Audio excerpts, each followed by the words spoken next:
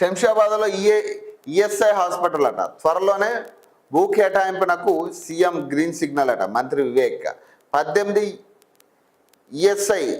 ESIC డిస్పెన్షన్లను నిర్మాణానికి cabinet okay అట. సనత్ నగర్ ఈఎస్ఐలో కార్పొరేట్కు దీటుగా అవయవ మార్పిడట.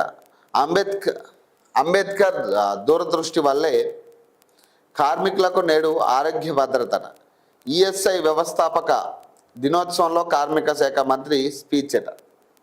ఈ ఈఎస్ఐలు అనేది కూడా బేసిక్ ఎట్లా అయిపోయిందంటే, ఈ ఈఎస్ఐ ట్రీట్మెంట్ కోసం వెళ్ళాలంటే గంటల తరబడి వెయిట్ చూడాల్సిన పరిస్థితి. ఎంత దూరం నుంచి వచ్చినా ఏనైనా కానీ, ఎంత సీరియస్ ఇష్యూ అయినా కానీ పాపం గంటల తరబడి ఒక రోజు పడుతుంది వాళ్ళకి. కనీసం 3-4 రోజులు తిరిగందే వాళ్ళకి ట్రీట్మెంట్ కాదు. మళ్ళీ వాళ్ళు పనులన్నీ వదులుకుని దీనికంటే ప్రైవేట్ హాస్పిటల్ మేలని చాలామంది ప్రైవేట్ హాస్పిటల్కి పోతున్నారు. కనీసం అక్కడ హెల్త్ ఇన్సూరెన్స్ ఉంటే చాలామంది ప్రైవేట్ హాస్పిటల్కే పోతున్నారు ఈఎస్ఐ ఉన్నా కానీ.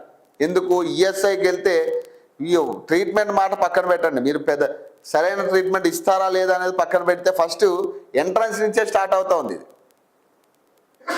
ఓపీ రాయించాలంటేనే దాదాపు 1000 మంది క్యూలో నిలబడతా, 100 మంది క్యూలో నిలబడతా ఉన్నారు. గంటల తరబడి ఓపీ రాయడానికి గంటలు నిలబడాల్సిన పరిస్థితి. ఆ తర్వాత ఇక మళ్ళీ డాక్టర్ దగ్గరికి వెళ్తే అదొక గంట 2-3 గంటలు అక్కడ పడుతుంది. ఇక దాదాపు ఒక రోజు అవుతుంది వాడి ట్రీట్మెంట్ అయ్యేసరికి.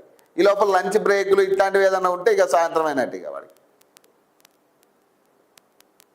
మీరు దాన్ని మార్చాలి కదా.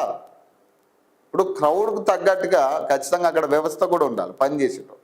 ఆ తర్వాతే కదా ఇప్పుడు ఏదైతే పేషెంట్స్ వస్తూ ఉన్నారో అది సక్రమంగా మనం చూడనప్పుడు వాడు వేరే చోటకు పోతాడు. ఈఎస్ఐ ఉన్నా కానీ హెల్త్ ఇన్సూరెన్స్ చూసుకుని వాడు ఏ ప్రైవేట్ హాస్పిటల్లో చూసుకుంటాడు తప్పితే మీకు కావాల్సింది అదే కదా. ప్రైవేట్ హాస్పిటల్ బాగుపడితే మీకు కమిషన్లు పెరుగుతాయి. ఇప్పుడు ఈఎస్ఐ ఈ గవర్నమెంట్ హాస్పిటల్ ఏది అయినా కూడా సక్రమంగా ట్రీట్మెంట్ ఎందుకు ఇవ్వరు? ప్రైవేట్ హాస్పిటల్ బాగుపడితే వీడికి కమిషన్లు ఎక్కువ వస్తాయి. అసలు ఫస్ట్ ఉన్న గవర్నమెంట్ హాస్పిటల్కే సక్రమంగా కనీసం ఐసీయూ క్యాబ్ అనే ఒక్క చోట లేదు. సక్రమంగా ఐసీయూ ట్రీట్మెంట్ ఇవ్వాలంటే ఖచ్చితంగా ఐసీయూలో మన ఆక్సిజన్ సిలిండర్ లేకుండా ఉన్నాయి స్థితి గవర్నమెంట్ హాస్పిటల్లో పరిస్థితి ఇది. మరి ఇప్పుడు మళ్ళీ కొత్త ఈఎస్ఐ హాస్పిటల్ కట్టి ఏం చేద్దామని మీరు ఉన్న వాటిని సక్రమంగా చేసే పరిస్థితి లేదు, బెడ్లు లేవు.